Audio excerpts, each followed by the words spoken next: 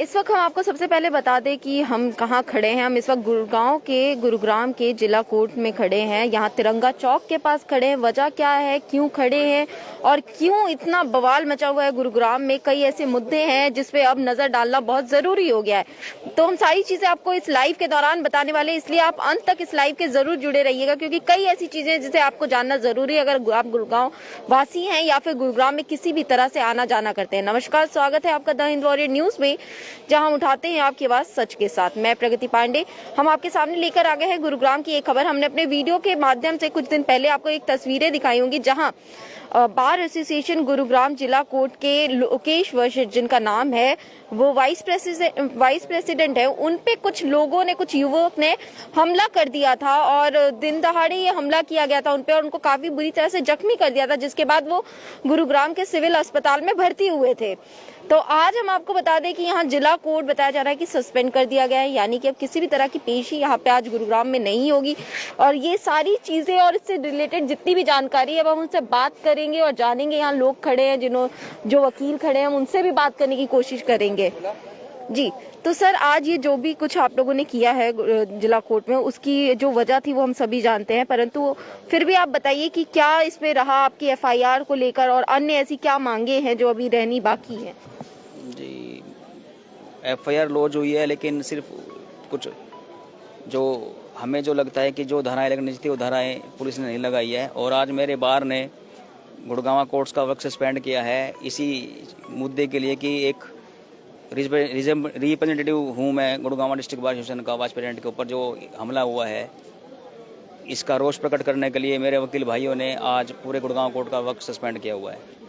और हमारे बार के निर्वाचित सेक्रेटरी साहब भी खड़े हुए हैं हमारे साथ, और ये पूरा सहयोग है वकील भाइयों का, और ये मेरे साथ कंधे से कंधे मिला के खड़े हुए हैं, क्योंकि समाज को बचाने का काम कोर्ट में होता है। वकील एक सिपाही है न्याय का, अगर उनके साथ ही ऐसी हरकतें होने लगी तो समाज में अपराध बढ़ रहा है, तो कहीं ना कहीं हम सभी की जिम्मेवारी है जो कम किया जाए। यही हम आपसे भी बात करना चाहेंगे, जैसे गुरुग्राम में ये तो एक मामला है, हम उसके अलावा ऐसी कई वारदातें देख रहे हैं जहाँ दिन दहाड़े गोलियां भी चल रही हैं। कई ऐसे एग्जाम्पल्स हमने लास्ट 2 दिन में देखे हैं जहाँ काफी ऐसे मामले सामने आए, चाहे पटौदी का मामला ले ले या फिर हम पेट्रोल पंप का बात कर ले जो कल ही हुआ है, उसके अलावा जो बाबूपुर में हुआ वो भी एक अपने आप में एग्जाम्पल है। तो आपको क्या लगता है कि किस तरह से ये सब कुछ क्यों हो रहा है? आपको लग रहा है कि अब गुरुग्राम सेफ रह गया है जिस तरह से यहाँ क्राइम बढ़ता जा रहा है? देखिए, धीरे धीरे व्यवस्थाएं चरमराती जा रही हैं और अधिवक्ता समाज का दर्पण हुआ करता है। समाज को दर्पण दिखाने का कार्य अधिवक्ता का है। हम न्याय के वो मजबूत स्तंभ हैं। जब भी किसी को कोई परेशानी होती है तो हम उसे न्याय दिलाने के लिए सदैव आगे बढ़कर उनका हाथ थामते हैं और उसे न्याय की तरफ लेकर जाते हैं। आज हमारे जो लोकेश भाई के साथ ये जो मार पिटाई हुई, इसमें हमने एफआईआर लॉन्च कराई है और आज के लिए हमने वर्क भी सस्पेंड किया है। आगे जैसे भी कार्रवाई होगी हम आपको सूचना देते रहेंगे। आपको क्या लगता है कि इसमें जो पुलिस का सहयोग है वो पूरी तरह से मिल रहा है या आप संतुष्ट हैं पुलिस के सहयोग से? सर, मैं पुलिस की कार्रवाई से पूरी तरह संतुष्ट नहीं हूँ, क्योंकि डायरेक्टली इनडायरेक्टली मेरे ऊपर कॉम्प्रोमाइज़ का प्रेशर बनाया गया। अभी भी गांव की तरफ से मेरे पे बहुत प्रेशर है। सुबह भी किसी महानुभाव का मेरे पास फ़ोन आया था। तो मैं तो चाहता हूँ कि पुलिस ऐसे अपराधी तत्व की जो मुझे टक्कर मारने वाला लड़का है वो लगातार इस तरह के अपराध करता आ रहा है, लेकिन कहीं भी कोई उसकी गिरफ्तार नहीं हुई है, क्योंकि कहीं ना कहीं किसी प्रेशर में आके लोग मुकदमे वापस ले लेते हैं। तो जाहिर सी बात है उनकी पहुंच और उनका रसूख कहीं ना कहीं इतना है जो अब तक बचे हुए हैं। वजह पता चली कि ये सब करने के पीछे क्या वजह थी, क्यों किया उन्होंने? नहीं, इसके अभी तक मुझे तो कोई समझ में नहीं आया, क्योंकि मेरा उनसे कोई जमीन का विवाद नहीं, कोई पैसे का लेन देन नहीं। ये क्यों किया उन्होंने और किसके कहने पे किया, ये पुलिस जांच का विषय है। तो आप सभी लोग इनका सहयोग दे रहे हैं जैसे कि यहाँ पे, तो आपको क्या लगता है कि ये क्राइम जो लोग सेफ करते हैं, आप लोगों के पास रिपोर्ट आती है, आपके पास क्रिमिनल्स आते हैं, उसके बाद इस तरह से क्रिमिनल अगर खुलेआम घूम रहे हैं और हरकतें कर रहे हैं, आपको लग रहा है कि एक आम नागरिक सुरक्षित है? नहीं, ऐसे मामलों में तो एक आम नागरिक सुरक्षित कैसे हो सकता है जब हम ही सुरक्षित नहीं है जो कानून के रखवाले हैं। इसमें तो पुलिस को 1-2 धाराएं और लगानी थी, लेकिन पुलिस ने अभी तक वो नहीं लगाई है। तो पुलिस को इस तरफ ध्यान देना चाहिए कि जो क्राइम हुआ है उसे रोके किसी तरीके से कम वकीलों को तो सुरक्षा प्रदान करे जो दूसरों को न्याय दिलाने की पूरी कोशिश करते हैं कोर्ट में। किस तरह की धाराएं इसके अंदर लगानी चाहिए थी जो नहीं लगी हैं अभी? अब जैसे कि वीडियो में दिख रहा है कि बाइक से सीधा टक्कर मारी है, तो 279 और 336 तो लगनी थी इसके अंदर, लेकिन अभी तक वो नहीं लगाई है।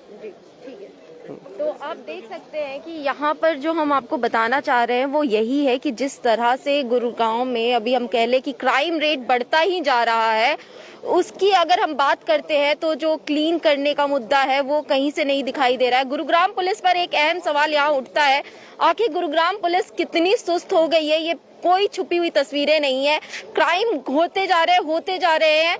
जो पटौदी का मामला था वो कितना शर्मनाक था गुरुग्राम पुलिस के लिए अपने आप में पूरे, कि किस तरह से दिन दहाड़े व्यक्ति आते हैं और दो अलग अलग स्थानों पर दो भाइयों को मौत के घाट उतार कर चले जाते हैं, गोलियों से बौछार कर देते हैं और गुरुग्राम पुलिस अभी तक कुछ नहीं कर पाई है। उसके बाद बाबूपुर का मामला होता है, ऐसे ही दिन दहाड़े घर में घुसते हैं, गोली चलाते हैं और उसके बाद निकल जाते हैं। ऐसा लग रहा है कि कुछ दिनों में हमने सुना है कि किस तरह से कई ऐसे शहर हैं जो अपने क्राइम रेट की वजह से जाने जाते हैं और वहां की पुलिस हमेशा छुपी हुई नजर आती थी। गुरुग्राम भी अब उन तस्वीरों में बदलता जा रहा है। बहुत जल्दी अब ऐसा लग रहा है कि गुरुग्राम पुलिस किसी काम की नहीं रह गई है। जिस तरह से यहाँ क्राइम बढ़ता जा रहा है और मसवालों के जो हौसले हैं वो लगातार बुलंद होते जा रहे हैं और उसकी कहीं ना कहीं वजह गुरुग्राम पुलिस है, क्योंकि अगर पुलिस अपना काम सही तरीके से कर रही होती तो की बात है कि इन तरह के बदमाशों को इतनी शय नहीं मिलती। यानी कि अपने आप में पुलिस प्रशासन कुछ नहीं कर रही है, ना कुछ कर पा रही है। वही हम अन्य लोगों से भी बात करने की कोशिश करेंगे। सर, आपको क्या लग रहा है, ये किस तरह की तस्वीरें देखने को मिल रही हैं गुरुग्राम? मैम, ये जो तस्वीरें हैं बहुत गलत हैं। जबकि है ना, सिक्योरिटी प्रशासन को प्रोवाइड करनी चाहिए और एडवोकेट्स को तो स्पेशल अलग से देनी चाहिए। एडवोकेट एक्ट भी बना हुआ है। और मैं इसमें है ना, जो मेरे को इसके अंदर जो केस के बारे में पता है, मेरे को शुरुआत में क्या हुआ था, ये अपनी एक्टिवा वहाँ से छोड़ के आने के लिए मजबूर हुए, उन्होंने चाबी तक छीन ली। उसके बाद एक्सीडेंट होता है अनजाने में, कि अगर जानबूझ के टक्कर मारी जाए तो उसको अटेम्प्ट किया जाएगा, अटेम्प्ट। और वो अटेम्प्ट क्या है, बाइक की टक्कर इतनी तेज अगर मार रहे हैं तो वो आदमी की डेथ भी हो सकती है। तो मेरे हिसाब से 307 भी बननी चाहिए, ये धारा बननी चाहिए। और चाबी स्नैच की है तो स्नैचिंग भी बननी चाहिए। बट पता नहीं क्यों प्रशासन जहाँ वकील का मैटर आ जाता है वहाँ ये सोच लेता है कि कुछ नहीं करना, हमने हाथ बांध के बैठ जाता है ये। सर, पर अब जो तस्वीरें देख रहे हैं वो सिर्फ वकील का मैटर ही नहीं है, आम जनता की भी अगर हम बात करते हैं तो हमें ऐसा लग रहा है कि पुलिस कुछ करना ही नहीं चाह रही है। मैम, मैं ये कहना चाहता हूँ कि समाज में जो भी अपराधी आते हैं कोर्ट के अंदर, अगर वकील जो पीड़ित हैं उनका केस लड़ेंगे और अपराधियों ने धमकाएंगे, उनके ऊपर रोज इस तरह का दबाव आने लग गया तो समाज में न्याय के लिए बिना वकील के क्या न्याय संभव है? तो हम आपके चैनल के माध्यम से, हिंद वॉरियर के माध्यम से सरकार से आग्रह करना चाहते हैं कि इसमें सख्त से सख्त कार्रवाई की जाए, ताकि जो समाज का लोकतंत्र का एक स्तंभ है, हमारी न्याय प्रणाली, अगर वो सुरक्षित नहीं है तो आम आदमी कभी सुरक्षित नहीं हो सकता है। सर, ये तो एक मामला है, ऐसे कई मामले हमें देखने को मिलते हैं और हम काफी ऐसी तस्वीरें दिखाते भी रहते हैं। तो एक बात इसमें जो निकल कर आती है कि आम जनता कितनी सुरक्षित है गुरुग्राम में, ये तो मामलों से ही पता लग रहा है। अपराधी बेखौफ होकर घूम रहे हैं, कहीं ना कहीं प्रशासन की मिलीभगत या लापरवाही या कुछ ना कुछ भ्रष्टाचार है, इसीलिए अपराधियों के शायद हौसले इतने बुलंद हैं कि हमारा कुछ नहीं होगा। तो ये तो प्रशासन को सोचना है और जो बड़े अधिकारी हैं उनको विचार करना है कि साइबर सिटी जो पूरे विश्व में फेमस है हमारा गुरुग्राम, उसको सुरक्षित बनाना है या एक अपराध का अड्डा बनाना है। क्योंकि हमने एक तस्वीरें और देखी हैं, हम आपको बता दें कि जो कॉलेजेस में हुआ था वहाँ पे पुलिस ने तुरंत स्टूडेंट्स पे FIR काट दी और उन्हें अंदर भी कर दिया। जब वो एग्जाम देने आए तो कॉलेज के बीच में से उन्हें उठा के ले गए और उनको डाल दिया। तो आपको लग रहा है कि पुलिस भी अब कमजोरों को जल्दी पकड़ लेती है, या जो उनके हाथ में या क्रिमिनल सब इनके बस में नहीं रहे? मैडम, आप चीज सोचिए कि बच्चों के पास कुछ देने के लिए नहीं है ना। सबसे बड़ी बात यह है, जो स्टूडेंट्स हैं वो खाली जेब हैं, जिनकी जेबें भरी हुई है अपराध के माध्यम से जो कमाते हैं, उनका कुछ हिस्सा कहीं ना कहीं तो पहुंचता होगा, तभी तो उनका कुछ नहीं होता।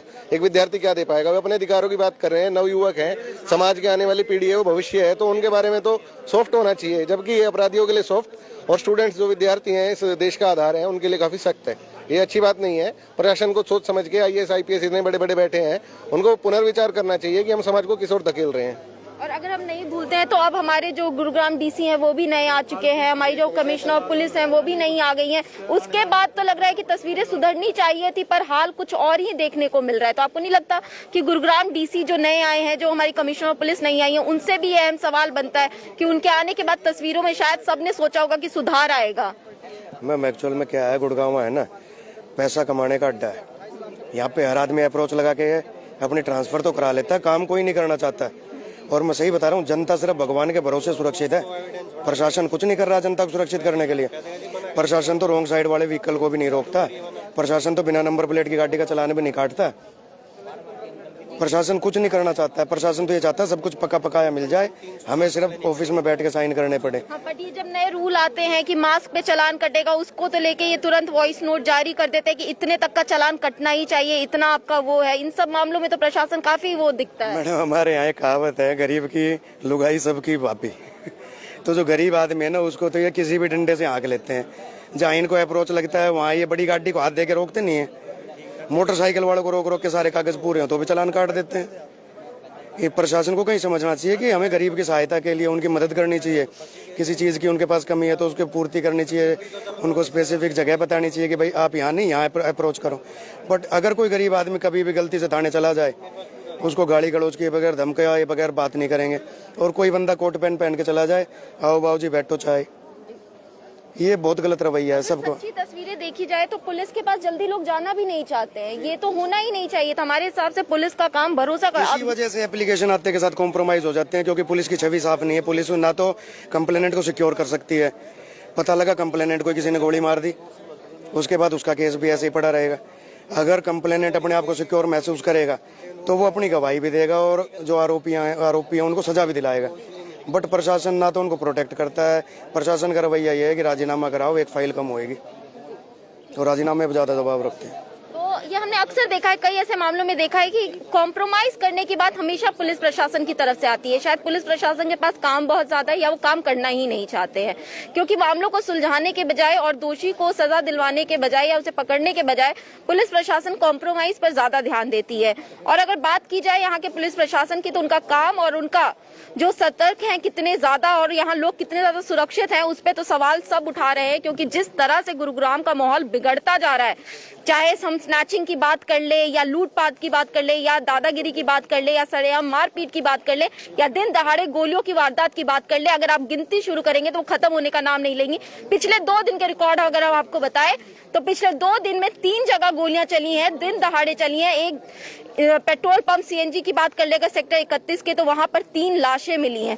तो ये अपने आप में पुलिस प्रशासन पर एक तरह का सवाल, एक तरह का धब्बा है कि आखिर वो कर क्या रही है, कहां पुलिस प्रशासन सो रही है कि इस तरह से वारदातों को लगातार ये कुछ लोग अंजाम दिए जा रहे हैं और पुलिस प्रशासन पूरी तरह से सो रही है। अब देखना ये है कि आखिर इतनों के बाद भी पुलिस प्रशासन जागेगी या कमिश्नर ऑफ पुलिस जो मीटिंग्स उन्होंने की थी आम जनता के लिए या जो उन्होंने अपने एसएचओस के साथ मीटिंग की थी कि नहीं करेंगी, या फिर यही सवाल हमारा बनता है एसीपी प्रीतपाल से भी बनता है कि क्या वो कुछ कर पाएंगे कि नहीं कर पाएंगे, या फिर हमारे नए गुरुग्राम डीसी की बात करते हैं निशांत यादव, उनसे भी यही सवाल बनता है कि अगर वो नए हैं, युवा है, तो वो किस तरह से इस क्राइम को देखते हैं और किस तरह से इसको कम करने की प्लानिंग करते हैं। इन सभी से ये सवाल बनता है क्योंकि ये इसके जवाबदेही है।